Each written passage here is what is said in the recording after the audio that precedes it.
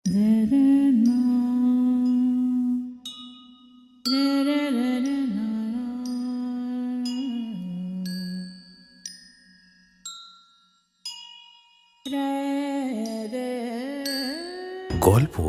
কেবল গল্প নয়, এ যেন এক জীবনধারা। সেই ধারাবাহিকতায় সবাইকে এক নতুন জোয়ারে ভাসাতে আমরা আনছি আ brand new audio book series, care of কাহিনী ক্লাসিক্স। বাংলা ও বিশ্ব সাহিত্যের অনন্য যেসব সৃষ্টি সময়ের বাঁধন ভেঙে আজও বয়ে চলেছে আমাদের মধ্যে, সেই সব গল্পের সমাহার রইল আপনাদের জন্য। আমাদের আজকের প্রয়াস শরৎচন্দ্র চট্টোপাধ্যায়ের কালজয়ী উপন্যাস বিরাজ বউ। আজকের কাহিনীর কথক ও সমগ্র চরিত্রে রয়েছে খুশি বসু, আবহ নির্মাণে রয়েছে ইন্দ্রনীল সরকার এবং আজকের কাহিনীর সূত্রধার আমি অভিজিৎ। তাহলে শুনতে থাকুন আমাদের আজকের নিবেদন বিরাজ বউ।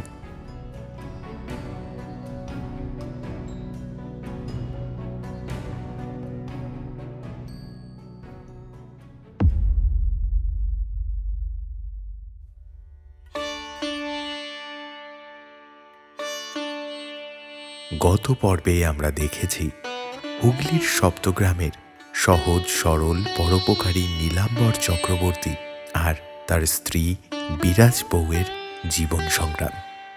নীলাম্বর গাঁজাখোর বৈষ্ণব, লোকসেবায় নিবেদিত এক মানুষ, আর বিরাজ স্বামীর ক্ষুধা, অসুখ আর সম্মানের ভার নিজের বুকে চেপে নেওয়া এক নারী। সংসারের অভাব, রোগের আতঙ্ক আর সমাজের অবহেলার মধ্যেও বিরাজ নিজের অন্ন ত্যাগ করে স্বামীকে আগলে রেখেছে।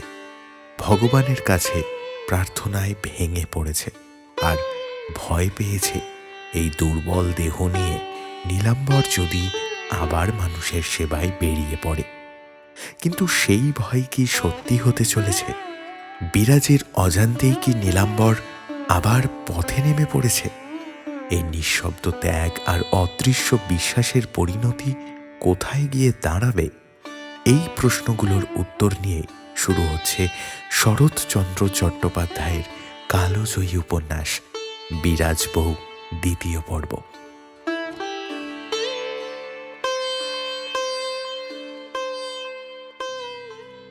বছর তিনেক পরের কথা বলিতেছি। মাস দুই পূর্বে হরিমতি শ্বশুর ঘর করিতে গিয়াছে। ছোট ভাই পীতাম্বর এক বাটিতে থাকিয়াও পৃথগণ্য হইয়াছে। বাহিরের চণ্ডীমণ্ডপের বারান্দায় সন্ধ্যার ছায়া সুস্পষ্ট হইয়া উঠিতেছিল। সেইখানে নীলাম্বর একটা ছেঁড়া মাদুরের উপর চুপ করিয়া বসিয়াছিল। বিরাজ নিঃশব্দে আসিয়া কাছে দাঁড়াইল। নীলাম্বর চাহিয়া দেখিয়ে বলিল, হঠাৎ বাইরে যে? বিরাজ একধারে বসিয়া পড়িয়া বলিল, একটা কথা জিজ্ঞাসা করতে এসেছি। কি? বিরাজ বলিল, কি খেলে মরণ হয় বলে দিতে পারো? নীলাম্বর চুপ করিয়া রহিল। বিরাজ পুনরায় কহিল, হয় বলে দাও, আর না হয় আমাকে খুলে বলো, কেন এমন রোজ রোজ শুকিয়ে যাচ্ছ? শুকিয়ে যাচ্ছি কে বললে?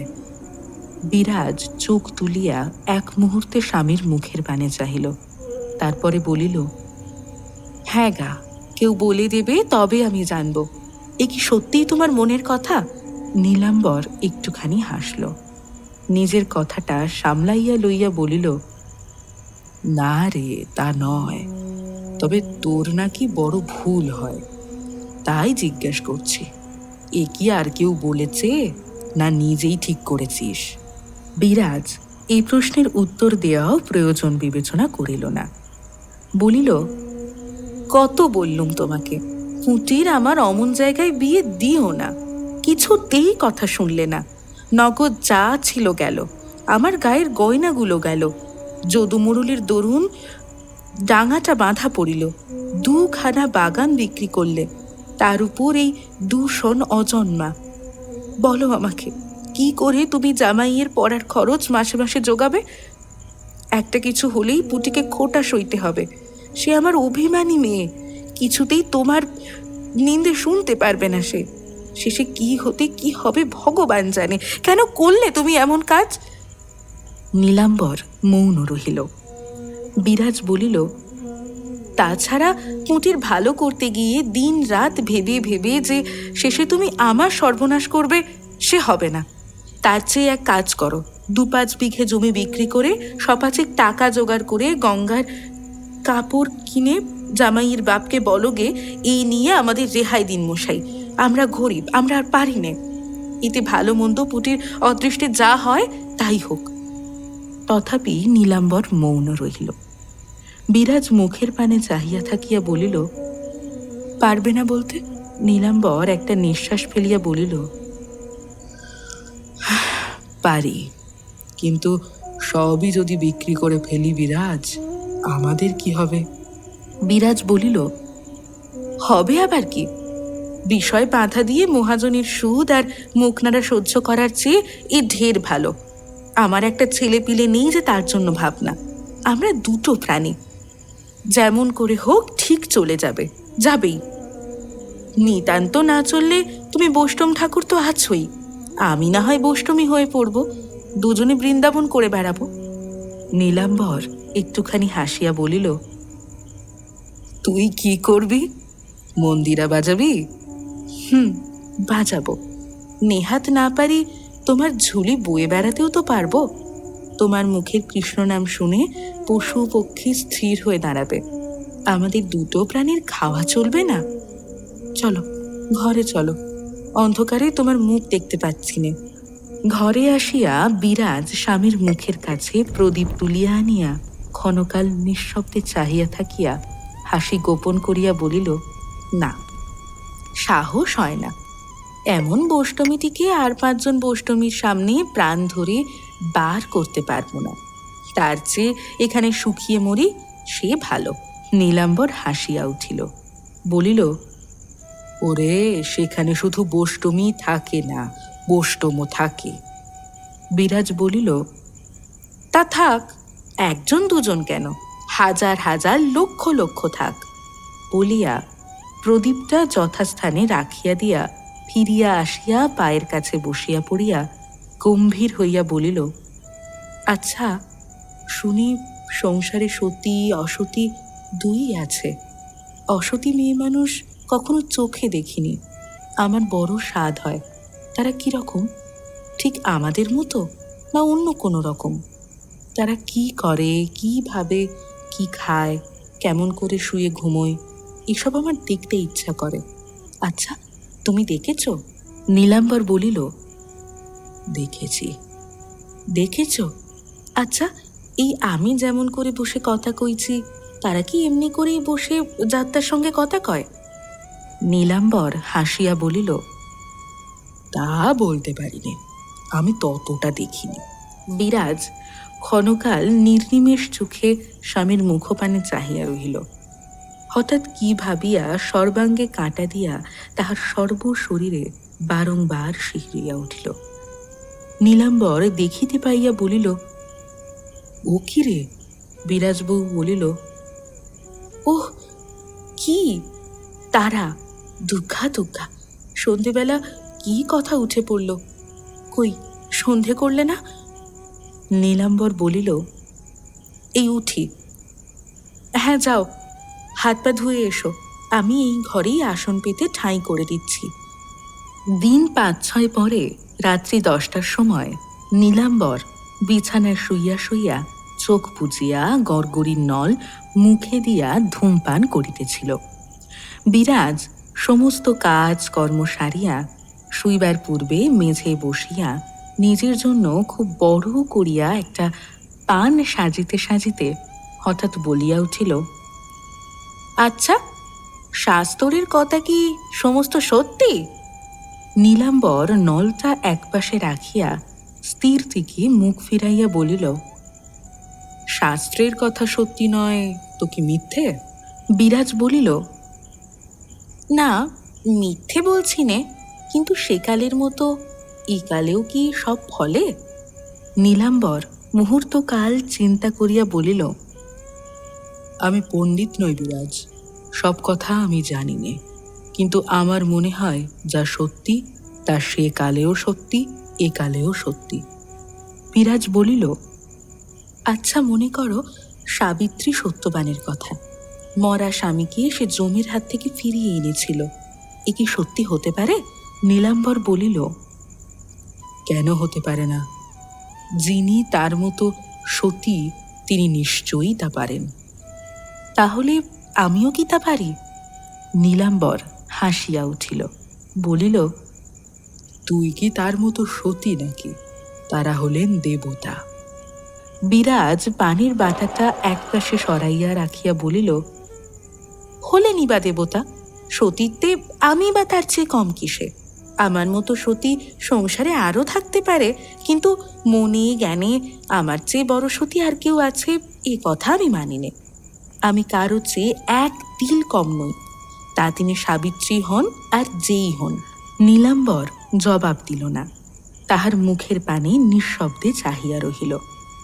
বিরাজ প্রদীপ সম্মুখে আনিয়া পান সাজিতেছিল, তাহার মুখের উপরে সমস্ত আলোটাই পড়িয়াছিল। সেই আলোকে নীলাম্বর স্পষ্ট দেখিতে পাইল কি এক রকমের আশ্চর্য দ্যুতি বিরাজের দুই চোখের ভিতর হইতে ঠিকরাইয়া পড়িতেছে। নীলাম্বর কতকটা ভয়ে ভয়ে বলিয়া ফেলিল, তাহলে তুমিও পারবে বোধ হয়। বিরাজ উঠিয়া আসিয়া হেঁট হইয়া স্বামীর দুই পায়ে মাথা ঠেকাইয়া পায়ের কাছে বসিয়া পড়িয়া বলিল, এই আশীর্বাদ করো, যদি জ্ঞান হওয়া পর্যন্ত এই দুটি পা ছাড়া সংসারে আর কিচ্ছু না জেনে থাকি, যদি যথার্থ সতী হই, তবে যেন অসময়ে তার মতো তোমাকে ফিরিয়ে আনতে পারি। তারপরে এই পায়ে মাথা রেখে যেন মরি, যেন এই সিঁদুর আর নোহা নিয়েই আমি চিতায় শুতে যাই। নীলাম্বর ব্যস্ত হইয়া উঠিয়া বলিল, কি হয়েছে রে বিরাজ আজ? বিরাজের দুই চোখে জল টলটল করিতেছিল, তৎসত্ত্বেও তাহার ওষ্ঠাধারে অতি মৃদু অতি মধুর হাসি ফুটিয়া উঠিল। বলিল, আর একদিন শোনো, আজ নয়, আজ শুধু আশীর্বাদ করো মরণকালে যেন দুপায়ের ধুলো পাই, যেন তোমার কোলে মাথা রেখে তোমার মুখের পানে চেয়ে আমি মরতে পারি। সে আর বলিতে পারিল না, এইবার তাহার স্বর রুদ্ধ হইয়া গেল। নীলাম্বর ভয় পাইয়া তাহাকে জোর করিয়া বুকের কাছে টানিয়া আনিয়া বলিল, কি হয়েছে রে আজ? কেউ কিছু বলেছে কি? বিরাজ স্বামীর বুকে মুখ রাখিয়া নিঃশব্দে কাঁদিতে লাগিল, জবাব দিল না। নীলাম্বর পুনরায় কহিল, কোনোদিনও তো তুই এমন করিসনি বিরাজ, কি হয়েছে কি তোর, বল আমায়। বিরাজ গোপনে চোখ মুছছিল, কিন্তু মুখ তুলিল না, মৃদু কণ্ঠে বলিল, আর একদিন শুনো। নীলাম্বর আর পীড়াপিড়ি করিল না, তেমন ভাবে বসিয়া থাকিয়া তাহার চুলের মধ্যে ধীরে ধীরে অঙ্গুলি চালনা করিয়া নিঃশব্দে সান্ত্বনা দিতে লাগিল। সে ক্ষমতার অতিরিক্ত খরচপত্র করিয়া ভগিনীর বিবাহ দিয়া কিছু জড়াইয়া পড়িয়াছিল। সংসারে আর পূর্বের সচ্ছলতা তাহার ছিল না। উপর চুপুরি 2 সন অজন্মা, গোলায় ধান নাই, পুকুরে জল নাই, মাছ নাই, কলা বাগান শুকাইয়া উঠিতেছে, লেবু বাগানের কাঁচা লেবু ঝরিয়া পড়িতেছে। তাহার উপর উত্তমর্ণেরা আসা যাওয়া শুরু করিয়াছিল এবং পুতির শ্বশুরের ছেলের পড়াশোনার খরচের জন্য মিঠে করা চিঠি পাঠাইতেছিলেন। এত কথা বিরাজ জানিত না। অনেক অপ্রীতিকর সংবাদই নীলাম্বর প্রাণপণে গোপন করিয়া রাখিয়াছিল। এখন সে উদ্বিগ্ন হইয়া ভাবিতে লাগিল, বুঝি এই সমস্ত কথাই কেহ বিরাজকে শুনাইয়া গিয়াছে। সহসা বিরাজ মুখ তুলিয়া ঈষৎ হাসিল, কহিল, একটি কথা জিজ্ঞাসা করব, সত্যি জবাব দেবে? নীলাম্বর মনে মনে অধিকতর শঙ্কিত হইয়া বলিল, কি কথা? বিরাজের সমস্ত সৌন্দর্যে বড় সৌন্দর্য ছিল তার মুখের হাসি। সে সেই হাসি আর একবার হাসিয়া মুখ পানে চাহিয়া বলিল, আচ্ছা, আমি কালো কুৎসিত নই তো? নীলাম্বর মাথা নাড়িয়া বলিল, না, যদি কালো কুৎসিত হতুম তাহলে আমাকে কি করে এত ভালোবাসতে? এই অদ্ভুত প্রশ্ন শুনিয়া যদিও সে কিছু বিস্মিত হইল, তথাপি একটা গুরুতর ভার তাহার বুকের উপর হইতে যেন সহসা গোড়াইয়া পড়িল। সে খুশি হইয়া বলিল, ছেলেবেলা থেকে একটা পরমা সুন্দরীকেই ভালোবেসে এসেছি, কি করে বলবো এখন সে কালো কুৎসিত হলে কি করতুম? বিরাজ দুই বাহু দ্বারা স্বামীর কণ্ঠ বেষ্টন করিয়া আরো সন্নিকটে মুখ আনিয়া কহিল, আমি বলবো, তাহলে তুমি আমাকে এমনই ভালোবাসতে। তথাপি নীলাম্বর নিঃশব্দে চাহিয়া রহিল। বিরাজ বলিল, তুমি ভাবছ কি করে জানলে না? এবার নীলাম্বর আস্তে আস্তে বলিল, ঠিক তাই ভাবছি, কি করে জানলে? বিরাজ গলা ছাড়াইয়া দিয়া বুকের এক ধারে মাথা রাখিয়া শুইয়া পড়িয়া উপর দিকে চাহিয়া চুপি চুপি বলিল, আমার মন বলে দেয়। আমি তোমাকে যত চিনি তুমি নিজেও নিজেকে ততটা চেনো না, তাই জানি আমাকে তুমি এমনই ভালোবাসতে। যা অন্যায়, যাতে পাপ হয় এমন কাজ কখনো তুমি করতে পারো না। স্ত্রীকে ভালো না বাসা অন্যায়, তাই আমি জানি। যদি আমি কানা খোঁড়াও হতুম তবুও তোমার কাছে এমনই আদর পেতুম। নীলাম্বর জবাব দিল না। বিরাজ এক মুহূর্ত স্থির হইয়া সহসা হাত বাড়াইয়া আন্দাজ করিয়া চোখের কোণে আঙুল দিয়া বলিল, জল কেন? নীলাম্বর তাহার হাতটি সযত্নে সরাইয়া দিয়া ভারী গলায় বলিল, জানলে কি করে? বিরাজ বলিল, ভুলে যাও কেন যে আমার 9 বৎসর বয়সে বিয়ে হয়েছে? ভুলে যাও কেন যে তোমাকে পেয়ে তবে তোমাকে পেয়েছি? নিজের গায়ে হাত দিয়েও টের পাও না যে আমিও ওই সঙ্গে মিশে আছি? নীলাম্বর কথা কহিল না। আবার তাহার নির্মিলিত চোখের দুই কোণ বহিয়া ফোঁটা ফোঁটা জল ঝরিয়া পড়িতে লাগিল। বিরাজ উঠিয়া বসিয়া আঁচল দিয়া তাহার সযত্নে মুছাইয়া দিয়া গাঢ় স্বরে বলিল, ভেবো না, মরণকালে তোমার আমার হাতে পুঁটিকে দিয়ে গেছেন।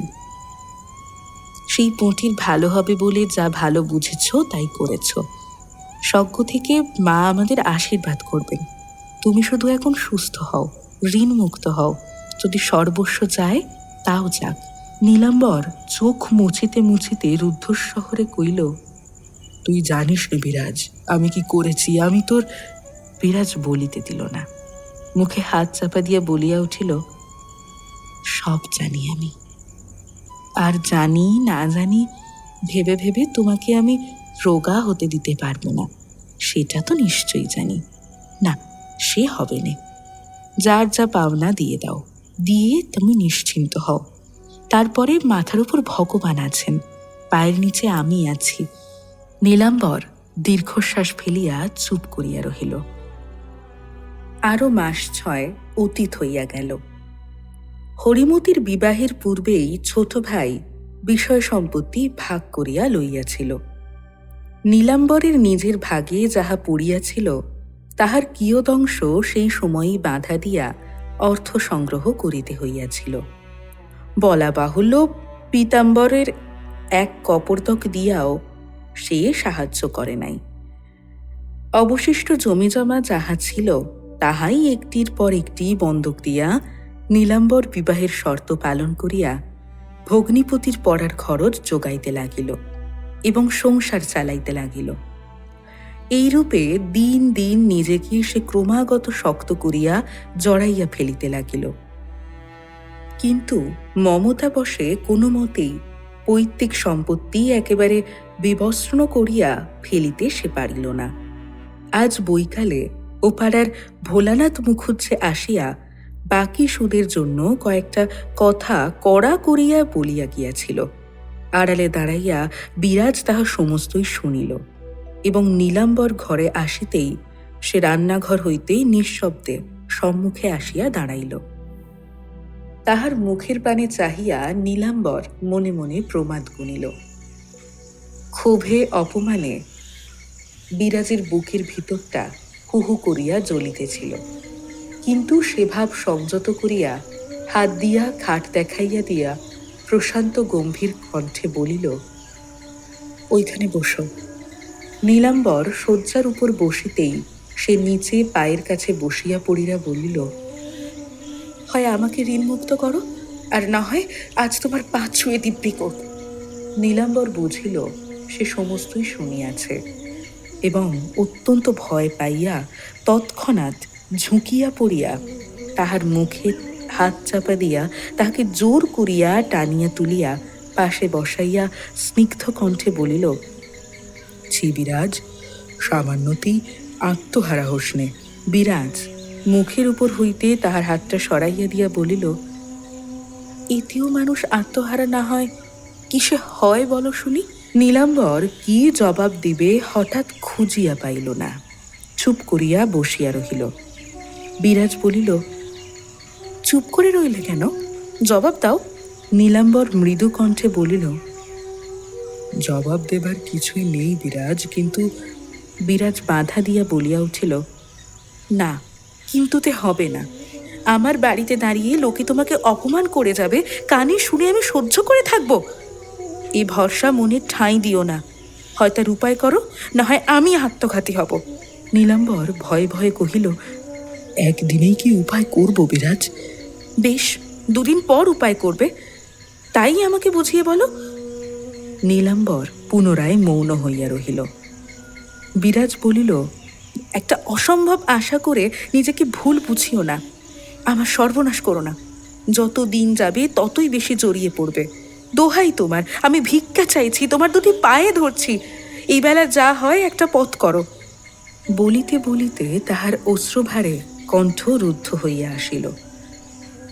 ফুলু মুখুজ্জের কথাগুলো তাহার বুকের ভিতরে শুল হানিতে লাগিল। নীলাম্বর হাত দিয়া তাহার চোখ মুছাইয়া দিয়া ধীরে ধীরে বলিল, অধীর হলে হবে বিরাজ।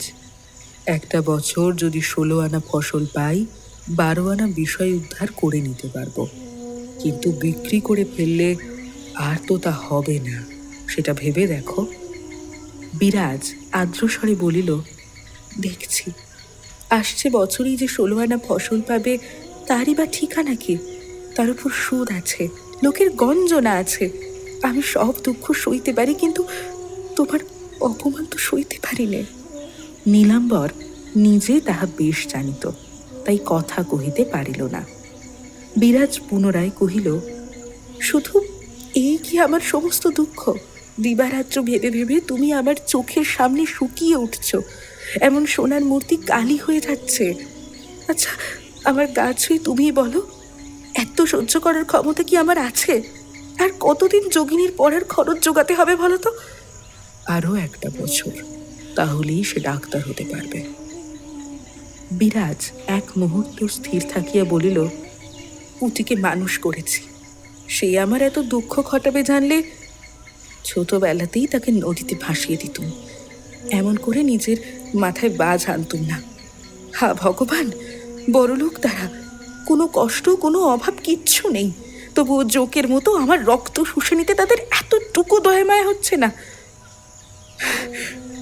বলিয়া একটা সুগভীর শ্বাস ফেলিয়া সে স্তব্ধ হইয়া রহিল। বহুক্ষণ নিঃশব্দে কাটিবার পর বিরাজ মুখ তুলিয়া আস্তে আস্তে বলিল, চারিদিকে অভাব, চারিদিকে আকাল, গরিব দুঃখীরা তো তার মধ্যেই কেউ উপোস, কেউ একবেলা খেতে শুরু করেছে। এমন দুঃসময়েও আমরা পরের ছেলে মানুষ করব কেন? পুটির শ্বশুরের অভাব নেই, সে বড় লোক, সে যদি নিজের ছেলেকে না পড়াতে পারে আমরা পড়াবো কেন? যা হয়েছে তা হয়েছে, তুমি ধার করতে পারবে না। নীলাম্বর অতি কষ্টে শুষ্ক হাসি ওষ্ঠপ্রান্তে টানিয়া আনিয়া বলিল, সব বুঝি বিরাজ, কিন্তু শালগ্রাম সম্মুখে রেখে শপথ করেছি যে, তার কি হবে? বিরাজ তৎক্ষণাৎ জবাব দিল, কিচ্ছু হবে না। শালগ্রাম যদি সত্যিকারের দেবতা হন, তিনি আমার কষ্ট বুঝবেন, আর আমি তো তোমারই অর্ধেক। যদি কিছু এতে পাপ হয়, আমি আমার নিজের মাথায় নিয়ে জন্ম জন্ম নরকে ঘুরে বেড়াবো। তোমার কিচ্ছু ভয় নেই, তুমি আর ঋণ করো না। নীলাম্বর কাতর দৃষ্টিতে একটিবার মাত্র স্থির মুখের পানে চাহিয়া পরক্ষণেই নিরুপায়ের মতো মাথা হেঁট করিয়া বসিয়া রহিল। ধর্মপ্রাণ স্বামীর অন্তরের নিদারুণ দুঃখের লেশমাত্র তাহার অগোচর ছিল না, কিন্তু সে আর সহিতে পারিতেছিল না। যথার্থই স্বামী তাহার সর্বস্ব ছিল। সেই স্বামীর অহর্নিশি চিন্তাক্লিষ্ট শুষ্ক অবসন্ন মুখের পানে চাহিয়া তাহার বুক ফাটিতেছিল। এতক্ষণ কোনো মতে সে কান্না চাপিয়া কহিতেছিল, আর পারিল না। সবিগে স্বামীর বুকের মধ্যে মুখ লুকাইয়া ফুপিয়া ফুপিয়া কাঁদাইয়া উঠিল। নীলাম্বর তাহার দক্ষিণ হস্ত বিরাজের মাথার উপরে রাখিয়া নির্বাক নিশ্চল হইয়া বসিয়া রহিল। বহুক্ষণ কান্নার পরে তাহার দুঃখের অসহ তীব্রতা মন্দীভূত হইয়া আসিলে সে তেমনি মুখ লুকাইয়া কাঁদিতে কাঁদিতে বলিল, ছোটবেলা থেকে যতদূর আমার মনে পড়ে কোনোদিন তোমার মুখ ভার হতে দেখিনি। এখন তোমার পানে চাইলেই আমার বুকের মধ্যে রাবণের চিতা জ্বলতে থাকে। তুমি নিজের পানে না চাও, আমার দিকে একবার চেয়ে দেখো। সত্যি কি শেষকালে আমাকে পথের ভিখারিনী করবে? সে কি তুমি সইতে পারবে? নীলাম্বর তথাপি উত্তর দিতে পারিল না। অন্য মনস্কের মতো তাহার চুলগুলি লইয়া ধীরে ধীরে মাথা নাড়িতে লাগিল। এমনই সময়ে দাঁড়ির বাহিরে পুরানো ঝি সুন্দরী ডাকিয়া বলিল, বৌমা, উনুন কি জেলে দেব? বিরাজ ধর্মর করিয়া উঠিয়া বসিয়া আঁচলে চোখ মুছিয়া বাহিরে আসিয়া দাঁড়াইল। সুন্দরী পুনরায় কহিল, উনুন জেলে দেব? বিরাজ অস্পষ্ট স্বরে বলিল, দে, তোদের জন্যই তো রাখতে হবে, আমি আর কিছু খাবো না। ঝি বড় গলায় নীলাম্বরকে শুনাইয়া বলিল, তুমি কি মা, তবে রাত্রিরে খাওয়া একেবারে ছেড়ে দিলে? না খেয়ে যে একেবারে আতকানি হয়ে গেলে। বিরাজ তাহার হাত ধরিয়া টানিয়া রান্নাঘরের দিকে লইয়া গেল। জ্বলন্ত উনুনের আলো বিরাজের মুখের ওপরে পড়িয়াছিল। অদূরে বসিয়া সুন্দরী হাঁ করিয়া সেই দিকে চাহিয়া রহিল। হঠাৎ বলিল, সত্যি কথা মা, তোমার মতো রূপ আমি মানুষের কখনো দেখিনি। এত রূপ রাজা রাজার ঘরেও কিন্তু নেই। বিরাজ তাহার দিকে মুখ ফিরাইয়া ঈষৎ বিরক্তভাবে বলিল, তুই রাজা রাজার খবর রাখিস? সুন্দরীর বয়স ৩৫ কি ৩৬। রূপসী বলিয়া তাহারও একসময় খ্যাতি ছিল। সে খ্যাতি আজ সম্পূর্ণ লুপ্ত হয় নাই। সে বলিত, কবে তাহার বিবাহ হইয়াছিল, কবে বিধবা হইয়াছিল কিছুই মনে পড়ে না, কিন্তু সধবার সৌভাগ্য হইতে একেবারে বঞ্চিত হয় নাই। তাহাদের গ্রাম কৃষ্ণপুরে এই সুখ্যাতিও তাহার ছিল। এখন হাসিয়া বলিল, রাজা রাজার ঘরের খবর রাখবে বই কি মা, না হলে সেদিন তাকে ঝাঁটাপেটা করতুম। এবার বিরাজ রীতিমতো রাগ করিল, বলিল, তুই যখন তখন ওই কথাই বলিস কেন রে সুন্দরী? তাদের যা খুশি বলেছে, তাতে তুই বা ঝাঁটাপেটা করবি কেন? কেন আমাকেই বা না হোক শোনাবি কেন? উনি রাগী মানুষ, শুনলে কি বলবেন বলতো? সুন্দরী অপ্রতিভ হইয়া বলিল, বাবু শুনবেন কেন মা? এও কি একটা কথার মতো কথা হলো? কথার মতো কথা নয়, সে কথা কি তুই আমায় বুঝিয়ে বলবি? তাছাড়া যা হয়ে বয়ে চুকে গেছে সে কথা তোলবার দরকারই বা কি তোর? সুন্দরী খপ করিয়া বলিল, কোথায় চুকে বুকে শেষ হয়েছে মা? কালও যে আমাকে ডাকিয়ে নিয়ে গিয়ে। বিরাজ রাগিয়া উঠিল, বলিল, তুই গেলি কেন? তুই আমার কাছে চাকরি করবি আর যে ডাকবে তার কাছে ছুটে চলে যাবি? তুই নিজেই না বললি সেদিন তারা সব কলকাতায় চলে গেছেন? সুন্দরী বলিল, সত্যি কথাই তো বলেছিলুম মা, মাস 2 তারা চলে গিয়েছিলেন, আবার দেখছি সব এসেছেন। আর যাবার কথা যদি বললে মা, পিয়ারা ডাকতে এলে না বলি কি করে? তারাই এমন লোকের জমিদার, আমি দুঃখী প্রজা, হুকুম অমান্যি করে কার ভরসায়? বিরাজ ক্ষণকাল চাহিয়া থাকিয়া কহিল, তারা এমন লোকের জমিদার নাকি? সুন্দরী সহাস্যে বলিল, হ্যাঁ মা, এ মহলটা তারাই কিনেছেন, বাবু তাবু খাটিয়ে আছেন। তা সত্যি মা, রাজপুত্তরের তো রাজপুত্তর, কিবা মুখ চোখের। বিরাজ সহসা থামাইয়া দিয়া বলিল, থাম থাম, চুপ কর, ওসব কথা তোকে জিজ্ঞাসা করিনি। কি তোকে বললে তাই বল। সুন্দরী এবার মনে মনে বিরক্ত হইল, কিন্তু সে ভাব গোপন করিয়া ক্ষুব্ধ স্বরে বলিল, কি কথা আর হবে মা, কেবল তোমারই কথা। বিরাজ হ্যাঁ বলিয়া চুপ করিয়া রহিল।